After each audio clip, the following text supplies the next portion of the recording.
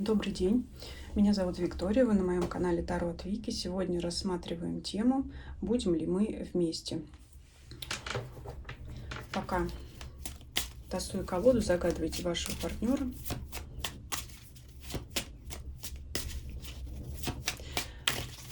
Чтобы посмотреть ваши отношения друг к другу, для начала я возьму расклад «Вокзал для двоих», широко известный, и посмотрю сначала, что вы друг другу чувствуете, что вы друг о друге думаете, как вы себя ведете.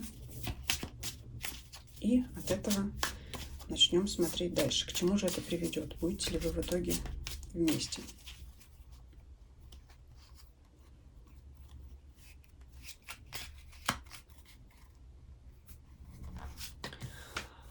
Что вы думаете о партнере? Что партнер думает о вас? Что вы чувствуете к партнеру? Что партнер чувствует к вам? Как вы себя ведете по отношению к партнеру? Как он себя ведет по отношению к вам? И что в итоге между вами? Так, открываем позиции.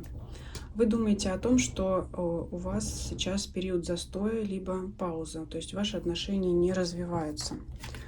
Партнер как раз думает, что они развиваются, идут так, как им положено. То есть у вас уже здесь несогласованность мыслей между собой. У вас они диаметрально противоположны, я бы сказала. У него все развивается так, как он, по крайней мере, он не так, как нужно, он видит так, что они развиваются, а вам, видно, его активности недостаточно. Что вы к нему чувствуете? У вас страсть, у вас к нему страсть. Яркая такая, независимо от того, мужчина или женщина. У него здесь пентаклевая масть. Ну, смотрите.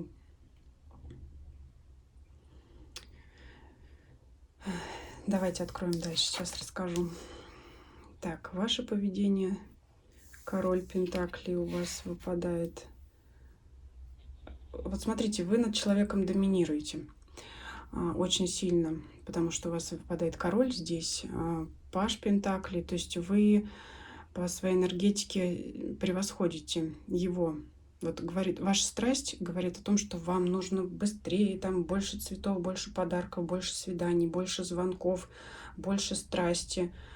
А партнеру его и так все устраивает. И он может вам высказывать свое недовольство относительно того, что вы, так условно говоря, гоните лошадей. У вас очень много энергии, а ему кажется, что и так все хорошо. Что вот если вы встречаетесь, а вы, например, там хотите еще больше времени проводить с ним. Вот у вас здесь, вам не хватает его внимания, вам не хватает его активности.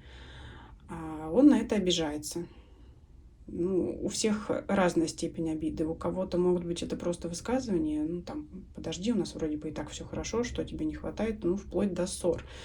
Но здесь обида больше с его стороны идет, потому что ему кажется, что все достаточно у вас идет ровно. Что между вами?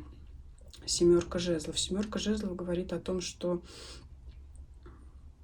вы опасаетесь проблем, которых не существует, либо вы чего-то не видите. Я бы сказала по этой карте, скорее, вы друг друга не понимаете.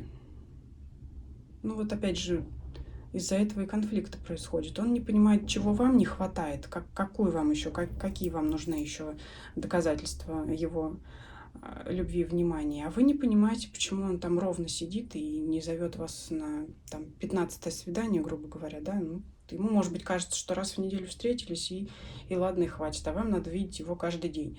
А он почему-то не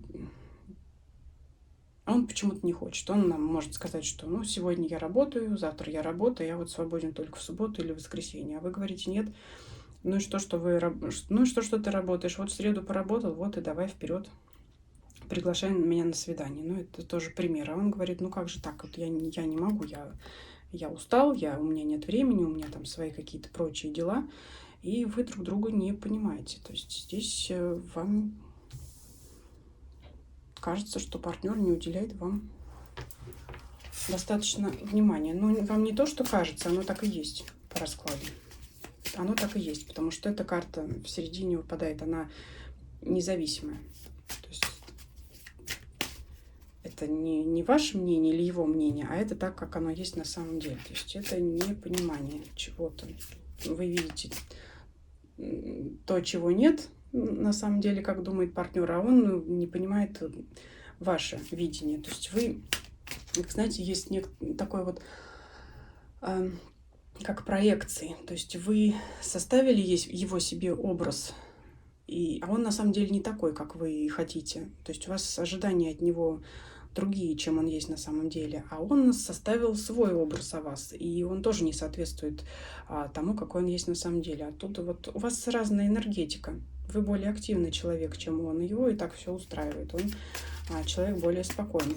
Но, тем не менее, не забывает показывать зубы, потому что он как бы хочет сохранить положение вещей, текущую ситуацию. Что в итоге? Будете ли вы вместе? Потому что вы тут никак не можете договориться. Не то, что договориться, вы еще тут не договаривались, вы понять друг друга не можете, что будет дальше, императрица. Но вы попытаетесь опять проявить свой авторитет по отношению к нему.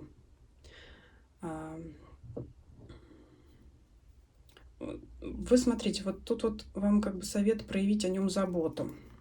Какие-то именно такие показать свои женственные черты. Это говорит о заботе. Может быть, так как здесь пентакли, здесь не столько страсть и любовь, сколько проявить о нем заботу материальную, например, приготовить вкусный ужин, да, после того, как он пришел там уставший с работы, например, вы не гоните там куда-то там, его, там пошли в кино, а вот, может быть, вам совет ужин при свечах, потому что здесь карта вам совет заземлиться немножко и проявить себя такой внимательной хозяйкой к нему.